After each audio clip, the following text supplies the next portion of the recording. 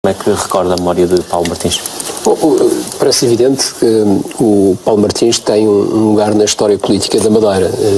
Fê-lo por isso.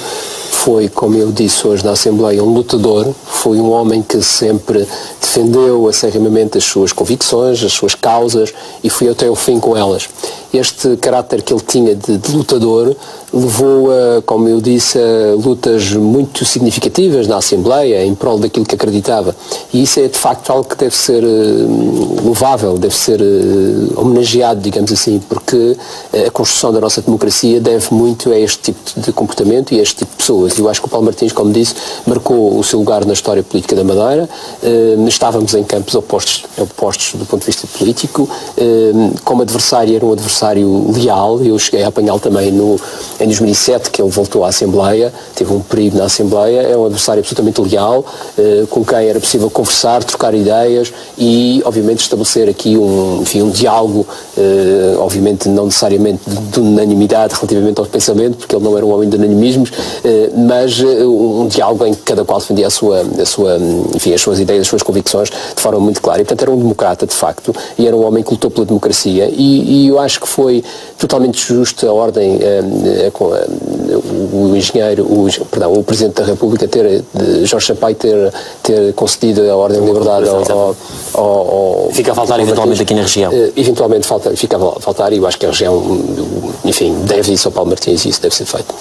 O PS tem feito mais uma leitura mais política disto, propriamente jurídica, digamos assim. Sim, claro, o Partido Socialista não vai avançar por norma, tal como o PND.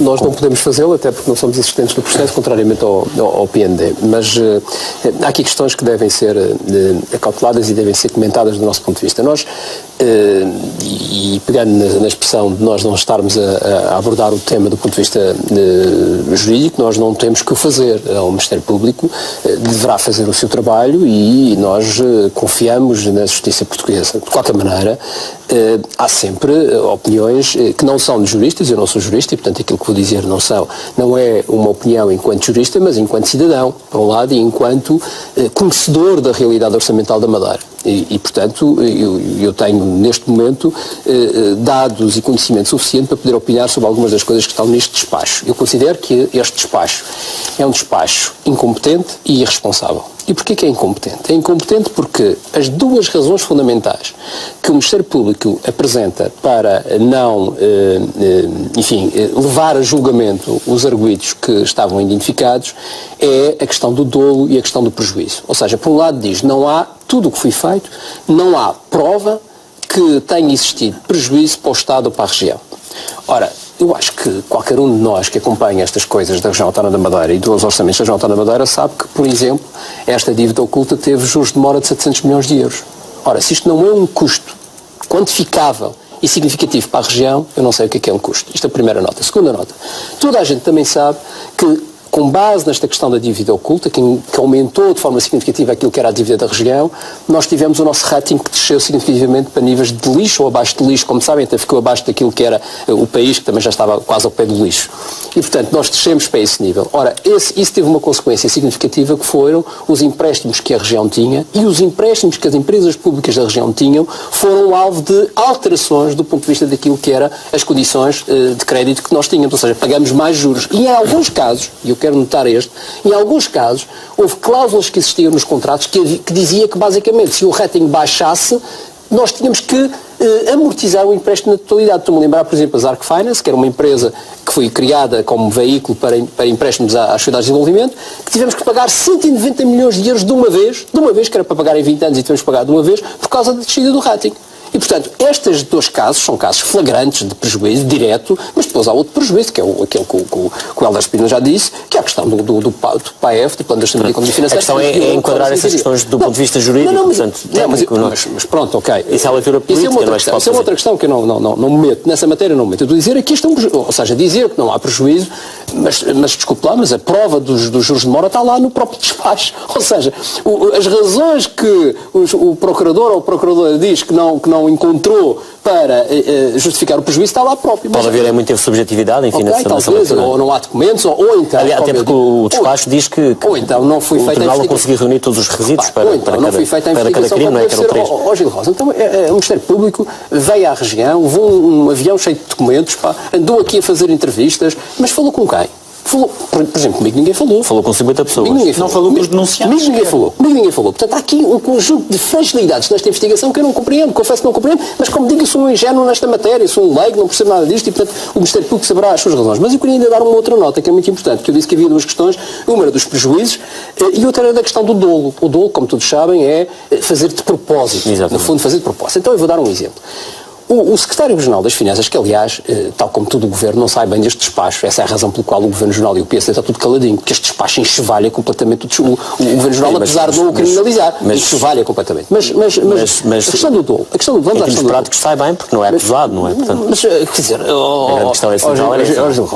eu julgo que que este Governo já não tenha a coluna vertebral, para ele tanto faz que faça a asneira, que seja incompetente, que faça o que faça e, portanto, é igual, mas não sai bem disto. Mas relativamente ao dolo, eu acho que isto é importante que as pessoas saibam.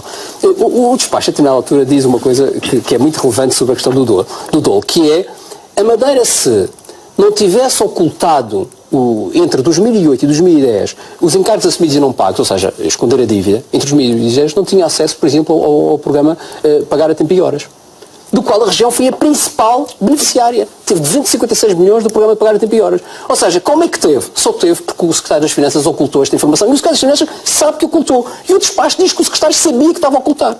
O Secretário sabia que, se dissesse a verdade, a Madeira não era elegível para este programa e não tinha 256 milhões para pagar as dívidas das empresas que na altura estavam com a corda ao pescoço. Ora, isto é dolo ou não é dolo? Isto é fazer de propósito ou não era fazer de propósito? Pelo amor de Deus, estamos aqui perante um facto que o próprio despacho diz que está. Portanto, o despacho, o Ministério Público dizer que não consegue encontrar dolo quando ele próprio justifica o dolo é uma coisa que de facto me faz muita confusão. Para concluir, cá esperar a sua... Portanto, para concluir, isto faz-me lembrar, isto parece-me que abrir aqui uma espécie de caixa de Pandora, que é, a partir de agora, todos os governos deste país têm condições para dizer, olha, eu estou a fazer bem ao país, eu errei, eu violei a lei, eu fiz uma irregularidade, mas eu fiz bem ao país. Portanto, agora justificam o que é fazer bem e o que não é fazer bem. E, portanto, é carta aberta, caminho aberto para fazer isto. Isto faz-me lembrar, só para terminar, isto é a mesma coisa que nós fazemos o seguinte, que é um de nós roubar um banco, assaltar um banco, mas depois ir a correr, agarrar e dar aquilo à Sagrada Família. É para os desgraçados, para os pobrezinhos, etc. E, portanto,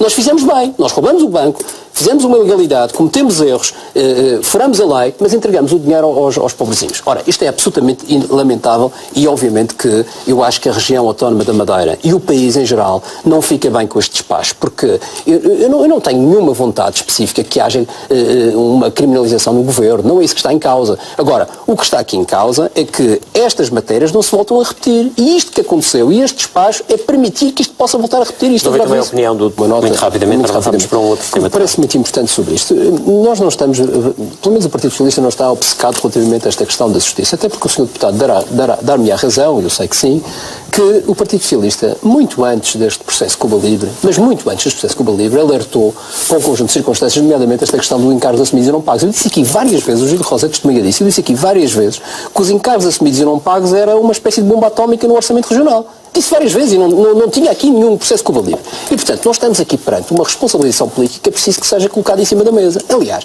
há aqui uma matéria que, aliás, foi já referida pelo deputado Lopes da Fonseca, que nós não podemos esquecer. É que este governo fez dívida ilegítima. Estamos a falar de 1.100 milhões de euros de dívida que não passou pelo crivo da Assembleia Legislativa da Região Autónoma da Madeira. É uma dívida ilegítima. Mas que o Ministério Público dizer que não é ilegal. Atenção, vem dizer que não é crime. Esta dívida ilegítima poderia... Imagina uma coisa, e isto, julgo que todos perceberão aquilo que eu vou dizer. Se o CDS chegasse ao governo, nem sequer vou dizer o PS, vou dizer o CDS, porque sei que partilharia disto. Se o CDS chegasse ao governo e de repente visse 2.000 faturas dentro de uma gaveta, ou debaixo do tapete, ou espalhadas nos bolsos não sei de quem, não interessa. O que é que o CDS ia fazer? Ia à procura para pagar as faturas? Não. Ia agarrar nessas faturinhas e meter ao Ministério Público. Ora, não sei o que é isto. Nessa altura, a Madeira tinha menos 1.100 milhões de euros de dívida. Era tão simples como isto. Porque essa dívida não passou nem na Assembleia, nem estava cabimentada, nem ninguém sabe o que é aquilo. O que é que se passou entretanto? Mas, caralho, tinha que pagar na mesma, E o que é que se passou entretanto? E esta é a responsabilidade do Ministério Público. O que se passou interessante é que o Ministério Público permitiu que aqueles que prevaricaram, porque prevaricaram mesmo dizendo que não, porque todos nós sabemos, o despacho é muito claro nisso, não encontrou provas, mas está a prevaricação. Aqueles que o fizeram tiveram estes últimos 3 anos no local do crime. E, portanto, o Helder dizia, mas onde é que estão as provas? Mas agora, que provas é que vão encontrar depois de eles terem estado lá 3 anos a limpar o local do crime? Não encontrei provas nenhumas. Isto é mesmo assim, ou seja, o Ministério Público foi irresponsável, sem dúvida alguma, e eu sei, eu não sendo advogado nem sendo jurista, sei perfeitamente que uma das condições básicas quando se tem suspeitos é retirar os suspeitos do local do crime, como é óbvio, porque senão, obviamente, que todas as provas saíram de lá. Ora, nós não fizemos isso, nós deixamos os suspeitos 3 anos no local do crime. Ora, quem é que está à espera que hajam provas agora com não sei se os deputados querem que se chame só para terminar, eu devo dizer que este aspecto da Assembleia Legislativa não ter aprovado 1.100 milhões de euros de dívida ainda pode ser matéria para a Assembleia se pronunciar sobre esta questão. Porque eu não acho normal que haja 1.100 milhões nas costas dos madeirenses sem nunca ter passado para a Assembleia. Alguém tem de se responsabilizar por isto. E isto não é uma matéria política, isto não é uma matéria de crime, isto é uma matéria política. Só uma nota. Eu gostava de saber a opinião do INE e do Banco de Portugal sobre este despacho, porque o INE e o Banco de Portugal, muito antes deste despacho, fez um despacho conjunto, uma coisa inédita em Portugal que nunca tinha existido, em que termina a dizer assim, consideram-se muito grave a omissão de informação e não têm conhecimento de casos similares. Imagino que não se vão pronunciar, não é, sobre uma decisão deste tipo. Não, é óbvio que não. Uma questão que tem a ver com o Porto Santo e que tem a ver com uma polémica que surgiu à volta da situação de residente para o caso dos transportes marítimos. A Assembleia esta semana já fez saber que vai pedir a presença da secretária, pedir explicações e também representantes da empresa Porto Santo Line. Exatamente, vou pedir ao Carlos Pereira, precisamente, e foi aprovado pelos outros partidos. Carlos Pereira, portanto, a vossa intenção é de que esta questão, enfim, possa ser resolvida politicamente ou que eventualmente o Governo chama a atenção da empresa? Não, repara, eu acho que nós estamos perante um problema que julgo que o deputado Roberto me acompanhará nessa preocupação. Estamos perante um problema que tem que ser resolvido e que não se restringe à questão do cartão residente. Evidentemente que o cartão residente foi um processo que acabou por disputar uma situação que é cada vez mais difícil, que é a vida no Porto Santo, não é? A vida no Porto Santo é difícil, as viagens para o Porto Santo, seja para os porto-santenses, seja para os madeirenses, seja para turistas, é cada vez mais caro, ou são caras, tendo em conta ainda por cima os rendimentos das pessoas, e parece evidente, e o deputado Roberto Silva concordará comigo, que os porto-santenses querem que vá cada vez mais pessoas, que cada vez mais pessoas adquiram imóveis no Porto Santo, que façam investimento no Porto Santo, e portanto a estratégia do Governo deve ser encontrar condições para que o transporte seja feito com mais regularidade, com menos preço, com mais facilidade, e portanto esta situação do cartão residente, independentemente das razões que levaram a ser instituído, vem fazer exatamente o contrário, que é criar problemas para a deslocação de pessoas para o Porto Santo, nomeadamente pessoas que adquiriram casa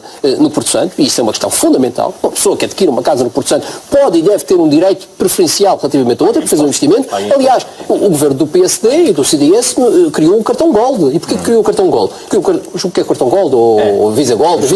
O Visa Gold criou o Visa Gold precisamente para incentivar um investimento. Vistos Gold. Para incentivar um investimento e para garantir que mais pessoas venham para Portugal. E, portanto, o que no Porto Santo deve ser feito é exatamente isso, é um incentivo que mais pessoas possam ir ao Porto Santo, possam gastar no Porto Santo, possam animar a economia do Porto Santo. Mas basicamente a vossa intenção é fazer com que...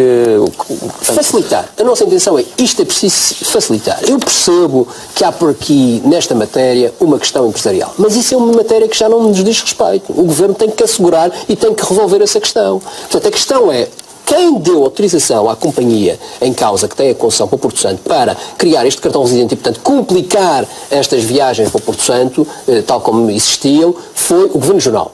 O Governo Regional deu autorização a pedido dessa mesma empresa. E, portanto, o que nós já pedimos, e já pedimos isso em projeto de resolução, foi para revogar essa decisão. E, portanto, para começarmos de novo, para decidirmos como é que isto pode ficar melhor, de maneira a podermos ter uma solução win-win, uma solução em que não resolva os problemas estruturais que existem no ponto de vista empresarial e que resolva os problemas do Porto Santo. Isto é absolutamente essencial. E eu estou certo que todos os porto-santenses concordam comigo. Não é possível, neste momento, de dificuldades imensas no Porto Santo, problemas no turismo, problemas no comércio, benefício, que de repente venha o Governo Regional a permitir que a única empresa que faz viagens entre a Madeira e o Porto Santo cria um problema destes ao Porto Santo. Isto é de facto Lopes da Fonseca. eu já tive com outras pessoas. A questão da rentabilidade de uma empresa não se vê em 2 anos. Claro. A empresa deu resultados positivos até 2012. A partir daí tem mostrado uma tendência de redução de lucros. 2012 já aqui um gráfico. É 2012.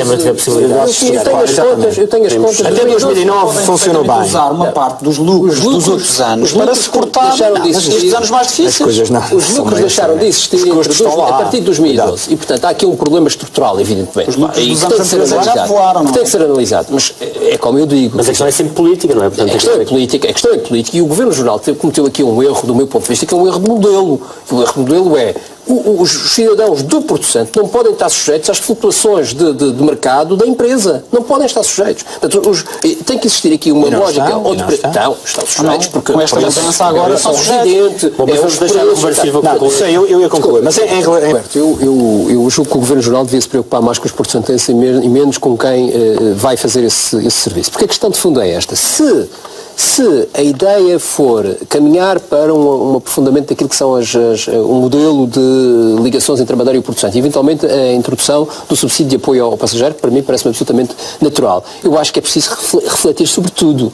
Ou seja, e tudo significa saber se o modelo de concessão, de uma única concessão, deve continuar a existir ou se colocamos um modelo de abertura de mercado, em vez de ser uma concessão, ser o que acontece hoje na operação portuária, que é, por exemplo, um licenciamento, que é quem quiser operar, siga-se e tem o subsídio ao passageiro. É absolutamente natural. E está lá a Porto Santo Line, como está os outros que eventualmente quiserem participar. Portanto, há aqui uma reflexão sobre os transportes marítimos, seja para o Porto Santo, seja inclusive para o continente, porque eu até acho que esta matéria dos subsídios e esta matéria das concessões deve ser refletida não apenas para a questão de Madeira e Porto Santo, mas Madeira continente. Isso deve ser tudo integrado num modelo e penso que o próximo governo tem que refletir sobre esta matéria. Isso não faz sentido. Sim, mas isso e porquê? Porque não há... Porque o mercado...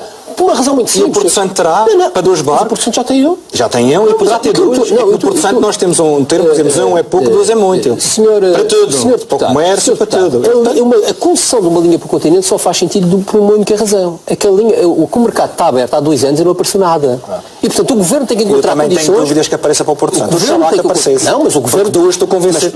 Mas não vamos fazer futurologia. O que vamos fazer é defender o interesse público. Defender o interesse público significa estar a fazer melhor ou menos. O que eu estou a defender para o continente, nós estamos a defender para o continente, é uma coisa muito simples. Neste momento não aparece ninguém. Portanto, eu tenho que criar condições para que apareça alguém. Se não aparecer ninguém, eu tenho que dar mais condições ainda. Mas por exemplo, só para terminar, mas por exemplo, a Porto Santo Line aparece. Para terminar, mas eu acho que nos concentrando... Quem é que pode operar melhor? Eu volto a dizer que, do ponto de vista do interesse público, o Governo, qualquer que seja ele, deve tentar fazer mais por menos. E, portanto, eu acho, honestamente, que a questão de ter viagens mais baratas para o Porto Santo implica redefinir o modelo todo de transportes que temos marítimos. E isso significa não estar a pensar em empresas X ou Y, pensar nos porto-santenses e nos madeirenses. Mas é essa a nossa preocupação. Agora, eu, em primeiro lugar, queria dizer que a questão da indexação não é uma questão má. Eu não concordo que não se deva utilizar o salário mínimo para indexar determinadas coisas, incluindo a isto. O problema que está aqui em causa não é a questão da indexação, está aqui em causa a dimensão das transferências para os partidos. E, portanto, eu penso, sinceramente, que este é um problema que se vai resolver dentro do ano. O próximo Governo Regional, seja ele qual for, estou certo que não continuará com este escândalo que nós temos hoje na Assembleia Legislativa da Autónoma da Madeira, uma coisa completamente diferente do resto dos parlamentos nacionais e, portanto, eu julgo que isto vai se resolver. Agora, sobre a questão, penso, e obviamente se o Partido Socialista for governo, não tenho mínima dúvida que aquilo que tem vindo a defender e com algumas propostas que já tem apresentado será aplicado imediatamente e nessa altura a indexação não tem problema nenhum, porque é uma indexação um valor que é um valor adequado e, portanto, faz sentido que seja indexado a esse valor. E, portanto, o que eu acho desta resolução é que isto é um bocadinho limpar com sabão azul o que precisa de lexívia. É o que o PSD está a tentar fazer. Ou seja, o PSD anda há tantos anos a criar um monstro e um monstro de sujidade infinita face àquilo que se passa na região autónoma da Madeira, com pessoas a passar dificuldades, empresas a falir e este escândalo continua a persistir porque o PSD insiste em persistir com esse escândalo. E, portanto, como a pressão começa a ser muito e anda num ato eleitoral e, portanto, o PSD começa a ver as suas intenções intenções de voto a baixar de forma significativa e, portanto, tem que criar aqui uma situação de algum conforto perante a opinião pública, perante este caso. E, portanto, como digo, está a tentar limpar com sabão azul, tem que limpar com lexívia e, portanto, faz um projeto de revolução. É um entretenimento para a Assembleia, para o PSD, é um desviar as atenções e mesmo que este diploma seja aprovado não resolve absolutamente nada, porque na prática mantém-se, e o jackpot tal como ele está hoje, não é significativo o aumento do salário mínimo e, portanto, mantém-se exatamente como está hoje e, portanto, não resolve problema nenhum. Portanto, a resolução do problema passaria por adequar aquilo que são as transferências para os partidos de acordo com aquilo que se passa no plano nacional e na média nacional. E isso só é feito com as propostas que o PS já apresentou, que o CDS também já apresentou e que o PSD continua a recusar. Portanto, não acredita que nesta legislatura esse problema seja alguma vez abordado com essa frontalidade que os partidos da oposição têm reclamado? Repare, neste momento já houve propostas concretas do PS e do CDS sobre esta matéria. E do PND também. E do PND sobre esta matéria, para redução em sede de legislativo geral. E todas essas propostas foram recusadas pelo PSD. E, portanto, como o PSD tem maioria, elas são sempre recusadas. Portanto, isto só vai lá se o PSD tiver verdadeira intenção de reduzir. Como já percebemos que não tem, faz este festival enfim, triste do meu ponto de vista, de ter um projeto de resolução. Olha, então nós afinal já não queremos, mas esse dinheirinho que vem aí do horário, isso já nós não queremos, mas o outro queremos. Isto não faz sentido, isto de facto é muito mau para ser verdade e infelizmente os madeirenses vão ter que aguentar isto mais um ano, mas esperemos que seja só isso. Uma Assembleia vai alterar isto. Aliás, eu só não compreendo como é que há simpatizantes de todas as candidaturas que defendem o fim, nomeadamente o senhor deputado que defende uma das candidaturas. Nós ambos sabemos que defende o fim do jackpot, mas quando ela vai à apresentação, o senhor deputado nunca vota a favor. Está com uma coisa que não bate certo. Ainda não aconteceu essa relação. O senhor sabe, vai em novembro. É novembro, temos uma coisa que não bate certo. Aliás, até há um candidato do PSD, que está na Assembleia Legislativa da Junta da Madeira, que em alguns casos defende umas coisas, mas lá vota diferente. Portanto, isto é tudo assim, pá. Andamos no... Mas eu acho que a Madeira vai falar... Estão obrigados à disciplina partidária, não é? A Madeira está a viver um circo que... A disciplina partidária...